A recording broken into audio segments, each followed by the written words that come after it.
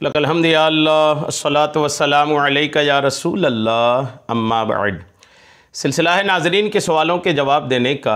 नाज़रीन में से एक ने हमारे से सवाल किया है कि जानवर की आंतें, जानवर की ओझड़ी जो होती हैं, इसको बेचना कैसा है।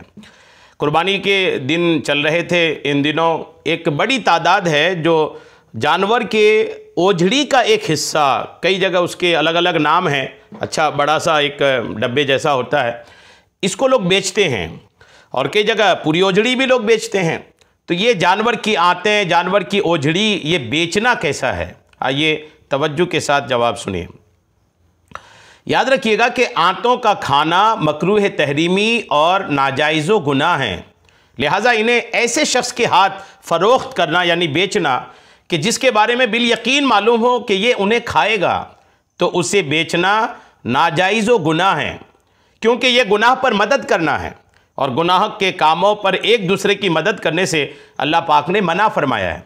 अलबत्ता उस शख्स को बेचना कि जो इसका जायज़ इस्तेमाल करेगा या ख़रीदार के जायज़ या नाजायज़ इस्तेमाल के मुतालिक कुछ भी मालूम नहीं है, तो उसे बेचना जायज़ है। जैसा कि फ़ुक़हा किराम ने अफ़यून के बारे में इरशाद फरमाया कि किसी ऐसे शख्स को बेचना कि जो यकीनन इसका नाजायज़ इस्तेमाल करेगा, तो उसे फ़रोख्त करना नाजायज़ है। लेकिन अगर ऐसे शख्स को बेची कि जिसके बारे में बेचने वाला जानता है कि ये इसका नाजायज़ इस्तेमाल नहीं करेगा या यकीनी तौर पर मालूम नहीं कि कैसा इस्तेमाल करेगा, तो बेचना जायज़ है। ठीक है। आंतों का खाना मकरूह तहरीमी है, चुनांचे इमाम अहले सुन्नत इमाम अहमद रज़ा ख़ान लिखते हैं कि अब फ़कीर मुतवक्किलन अलल्लाह कोई महल शक नहीं जानता कि दुबुर यानी पाखाने का मकाम, कर्श यानी ओझड़ी, इमा यानी आते भी इस हुक्म कराहत में दाखिल हैं। फतवा रज़विया जिल्द 20 सफ़ा 238।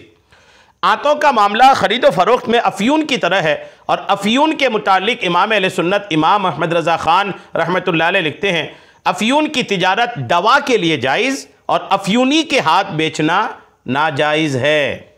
अफ़यूनी के हाथ अगर बेचते हैं तो वो नाजायज़ है। फतवा रज़विया जिल्द 23 सफ़ा 601।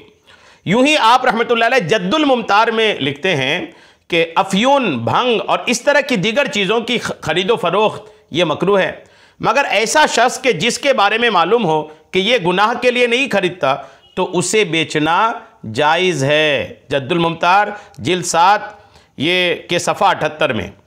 इसी किताब में 2 सफ़े कबल लिखते हैं, जब कोई चीज़ अपनी ज़ात के एतबार से गुनाह और गुनाह के अलावा हर 2 तरह के काम में इस्तेमाल हो सकती हो और ख़ास गुनाह के लिए मुतअय्यन ना हो, तो उसे बेचना गुनाह पर मदद करना नहीं कहलाएगा, क्योंकि यह एहतिमाल मौजूद है कि वो गुनाह के अलावा किसी और जायज़ काम में इस्तेमाल कर ले।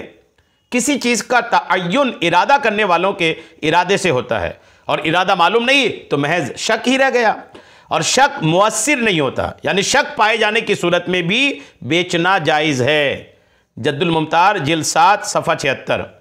और सदरुल शरिया मुफ्ती मोहम्मद अमजद अली आज़मी लिखते हैं कि इस यानी अफ़यून की बाई ऐसे शख्स के करना जो उसे नाजायज़ तौर पर खाता हो ममनू है कि ये मासियत पर इआनत यानी मदद है। फतवा अमजदिया जिल्द 3 सफ़ा 183। उम्मीद है मेरी बात आपको समझ में आ गई होगी। अल्लाह करीम हम सबको शरीअत के तमाम मसाइल सीखने, समझने और उस पर अमल की तौफ़ीक़ अता फ़रमाए। आमीन बिजाहिन नबिय्यिल अमीन सल्लल्लाहु तआला अलैहि वसल्लम।